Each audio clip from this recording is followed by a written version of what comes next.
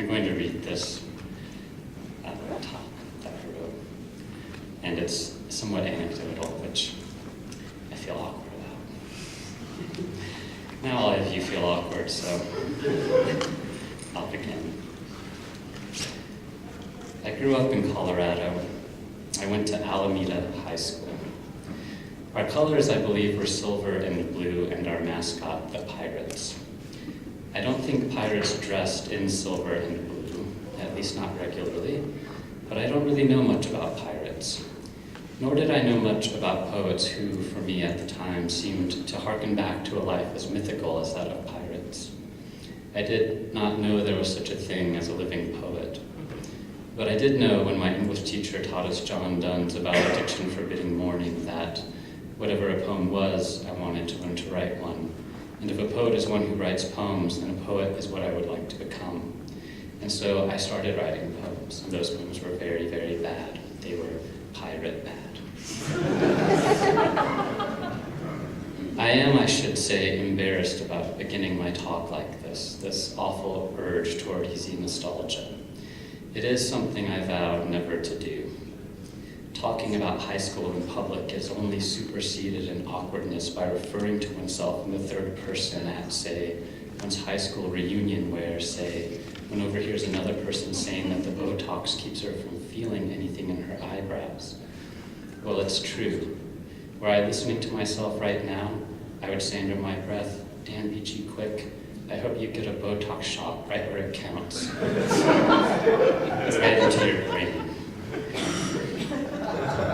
But I begin in such a bad way to make a simple point.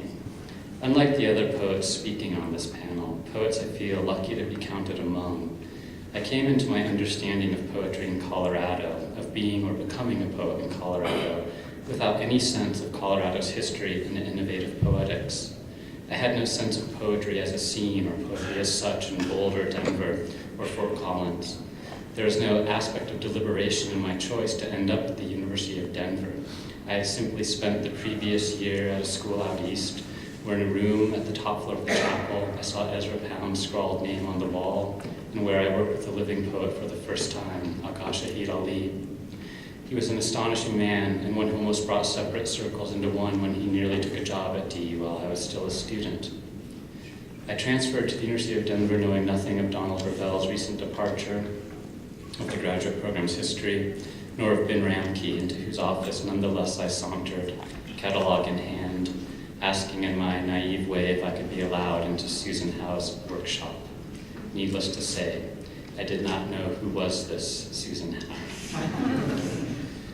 Ben hid in his kindly way whatever affront he might have felt at such a request. It is part of his great kindness to me that he understood my degree of ignorance in ways that I had no sense of myself. It is, I might venture to say, remembering that September day when I found myself walking to Susan Howe's graduate poetry workshop, a class Susan was teaching in order to fill the gap left by Ravel's departure, that my early education in poetry was coming to realization of the ways not in which I knew what a poem was or could be, but my ignorance of those very things. I should say I was not so thick-headed not to feel deeply intimidated by the students gathered there.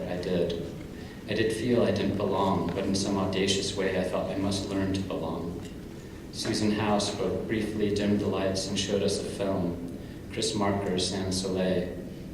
I remember a few images from that movie that first time I saw it. I remember a young African woman's eyes looking into the camera frame directly for only 1/24th of a second, the amount of time one frame of film occupies in order to fool the eye into continuity. I remember a Japanese cook whose motions contained in them the tenets of a Zen philosophy, a man who, should one watch him cook, could be educated in the working of the spiritual world. I remember he was cooking eggs and the calligraphic crossing of the egg white as it solidified. I remember a giraffe shot in the jugular vein. And I remember the voice in the film saying that all poetry began in insecurity. Susan Howe turned the lights back on. She told us all to write a poem based on the film, and then she sent us on our way. Well, I didn't know how to write a poem, but I found that I had gotten a good start on insecurity. Later that week, I learned that Susan had decided that no undergraduates would be allowed in the class, and I felt abashed at my own relief. It is, I think, my not being in that class that came to greatest effect. I found my ambition stymied and in a deeper sense knew that on this campus, an extraordinary class about writing poetry is occurring to which I had no access. No access save, that is, Susan Howe's poetry itself. I had bought a nonconformist memorial, and that day when I would have been in her class, I sat down under a tree and read the whole book. I did not know how to understand it. I had never encountered a poetry before that undid what I knew poetry to be. It is for me still an indelible moment, a necessary and bittersweet one, reading the poems by the teacher I could not study with, and finding that the poems themselves were my teacher. They were a difficult teacher, a teacher of difficulty. I learned that the work was the only gift. It is odd to find one's exclusion as the curious preface to the more radical inclusion, to find, as poetry forces one to find, the center and the periphery. I read, "Ages presupposed ages, the darkness of life, out of necessity night, being a defense by day, the cause and a way to it, from same to the same, these joining together and having allegiance. Words are an illusion, are vibrations of air, fabricating senselessness. He has shattered gates, thrown open to himself." And learned that poetry is not an education, not a possession, but a being possessed that undoes the grounds of so-called knowing. Well, at least I should say, I began to know these things. I became confused. A year later, no poet yet filling Donald Ravel's place, Anne Lauterbach came to DU, and I was allowed into her workshop and even allowed to stay. Anne, so deeply a New Yorker, did not drive, an impossible thing in the city she was living in for the term. So I volunteered to pick her up once a week to take her to the grocery store and such, but quite quickly we ceased to do the practical things I thought she must need to do. Instead, with greater and greater regularity, we ended up in a Persian rug store where, in the spacious basement, the owner would unroll antique rugs and tell us their story.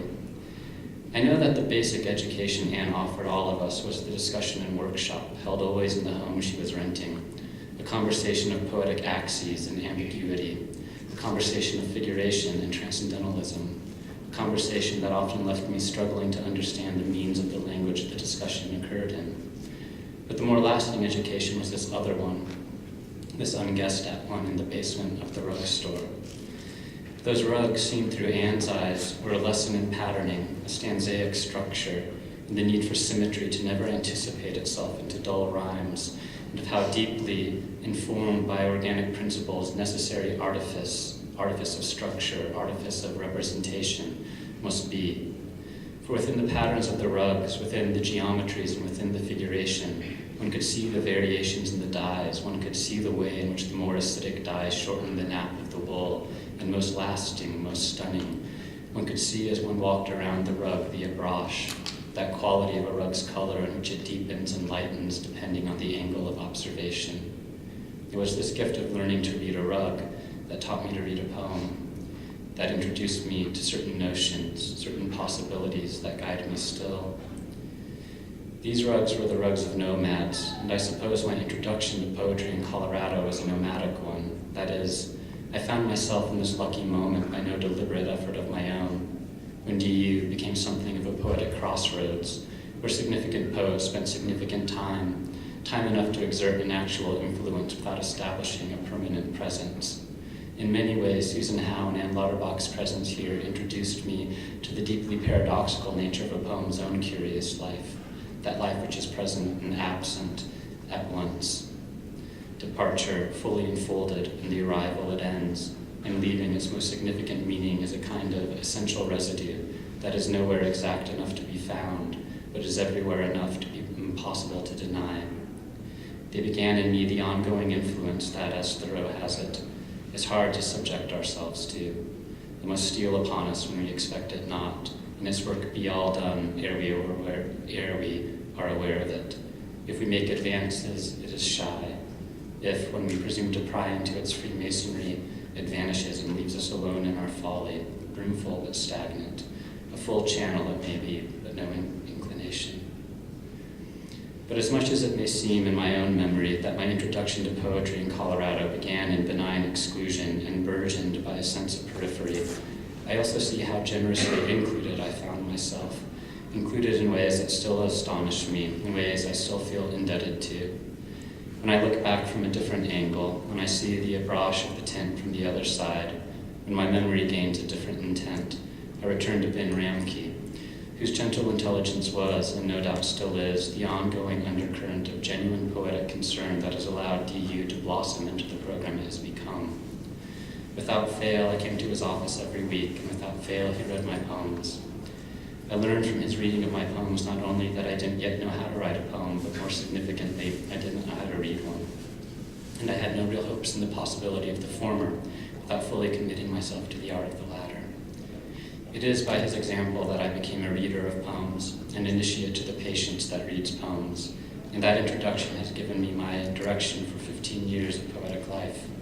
I trust because I know he is doing the same even now.